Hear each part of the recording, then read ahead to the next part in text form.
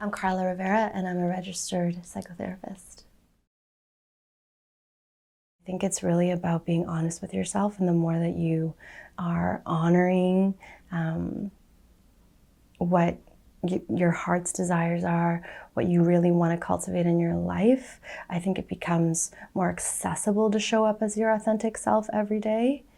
But like anything else, I think showing up as your authentic self every day is truly a practice that we need to devote and commit to and invest time in doing.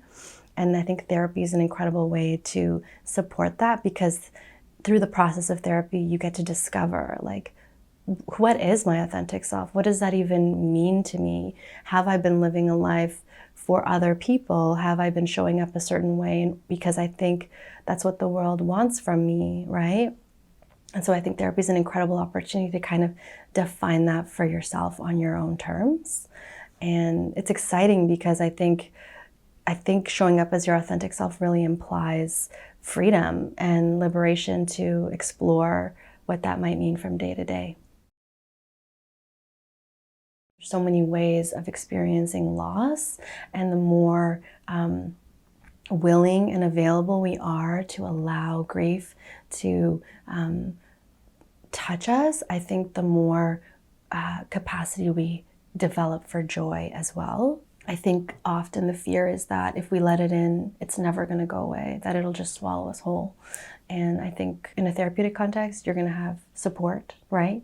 And there is a way out. And I think, you know, even like the physical expression of grief, sometimes, not everybody, but a lot of people cry, or there's this like vocalization, and there's a huge release of cortisol in the body when we allow this to move through us, right? It can be very healing to surrender to the experience of grief.